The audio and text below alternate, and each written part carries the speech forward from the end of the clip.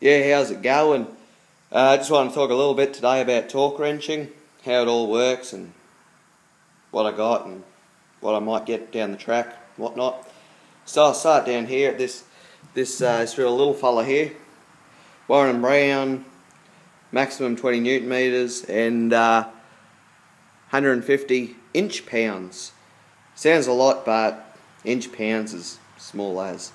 You just 3/8 drive. Flex beam here, push that in, torque it up, pulls it in, a little button there, press up against this adjuster, pushes that out. Pretty small, used for real little work. Automatic transmissions. One of the most common everyday type things I use with it is just putting in glow plugs because low torque and whatnot. Bigger 3/8 drive, ratcheting.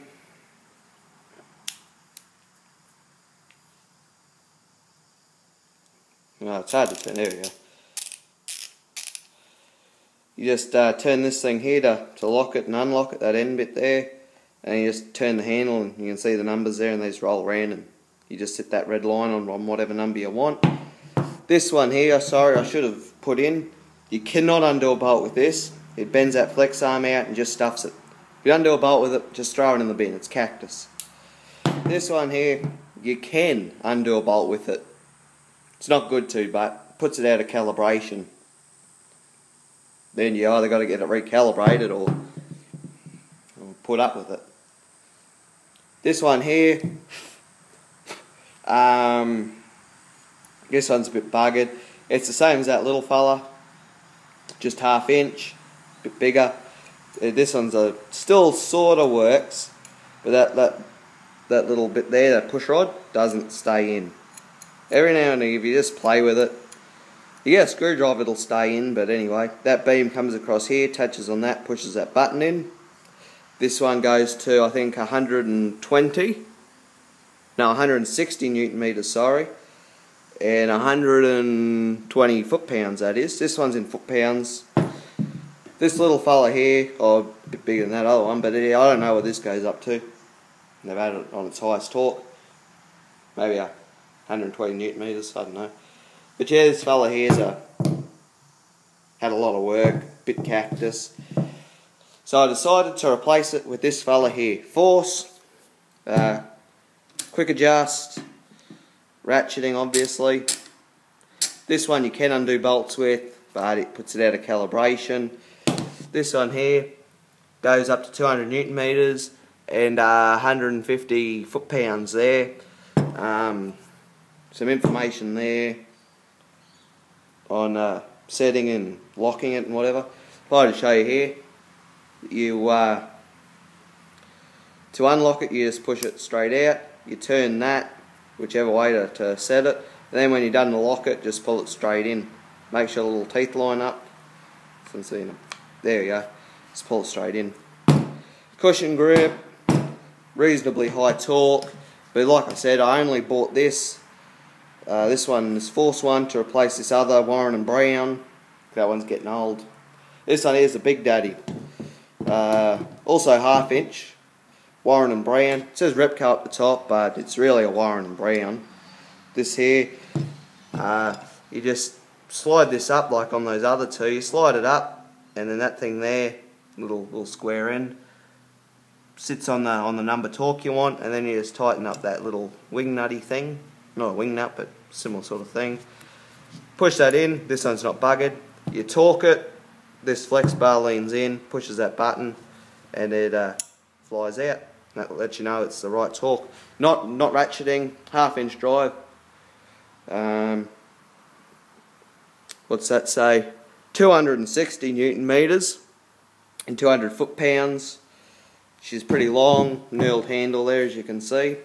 So yeah, that's my 5 torque wrenches. I know some people have got more, but hey, I only need 5. That's just about it for the torque wrenches.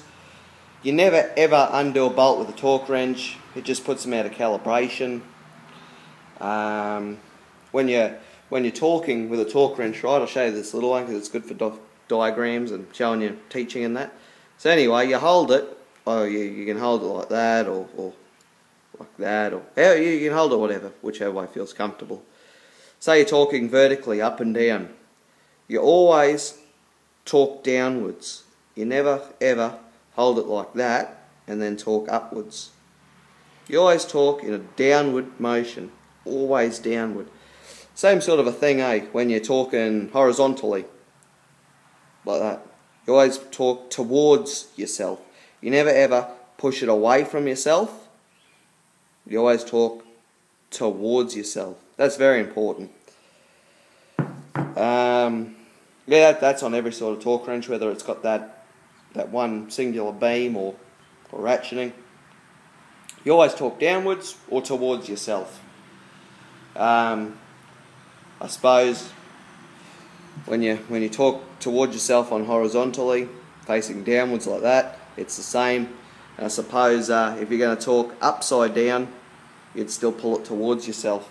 But I don't know why you'd have to talk towards yourself, but anyway. So that's my torque wrenches. That's a little bit on how to use them. I'll show you how to use them in more depth when I start doing my repair videos. And eventually have to bust out a torque wrench. Couple things with torquing bolts. Say you're going to torque a cylinder head or torque flywheel bolts.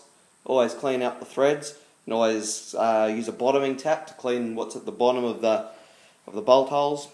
Nothing worse when you're torquing a bolt and there's some shit in the bottom of it and it bottoms out on the shit, and then you can't get the right torque on it. It'll be reading, say, 150 Newton meters, but really it's barely 50 because it's bottomed out and hasn't pulled the head down or the flywheel in.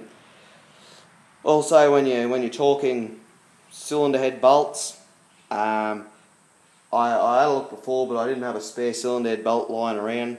Most of them nowadays are stretch bolts, so you can't reuse your head bolts. I was going to show you what a stretch bolt looks like, but I couldn't find one, so I'll have to show you that another time. And also, you never ever put oil on head bolts, because say some oil goes down to the bottom of the hole, and you torque your bolt down onto it, it'll hydraulic the bolt, wreck the threads, push the bolt up. You can't compress liquid, that's what you're trying to do, and it'll bust the bolt. So never ever put oil on them. Make sure the threads are clean, but don't oil them. And this here, this is just an angular gauge, as you can see there, 0 to 330, but if it goes all the way around, it's obviously 360 Newton meters. That's what it looks like. 1/2 inch square drive. This here, little locator, that'll sit down in a dowel or a hole in the head or whatever, and then that'll let you turn the bolt 360 degrees. You won't have to torque it that much, I don't think. There might be one application, but usually the way they work now with cylinder head bolts, I'll say, for argument's sake, torque it to 45 Newton meters and then 15 degrees. So then you'd just do it to 15 or 90 degrees or 60 degrees or whatever. Usually they have degrees, that's what it's used for. This little rod here, it's got a long end, as you can see there, and it's also got a short end. I've got the long end down, but there's also a short end there. 1/2 inch square drive, and that's what it's used for. I'll actually show you how to use it when I eventually do a cylinder head. I'm bound to get one eventually, so yeah, I'll show you about that. And yeah, so that's my torque wrenches. Just wanted to show you a bit about them, how they worked. Obviously there's going to be a bit of talk about it. Everyone's got an opinion. More times than not, they're all different. So comment, subscribe. My repair videos are coming shortly. Let me know what you think. And yeah, thanks for watching. Catch you later, and have a good day.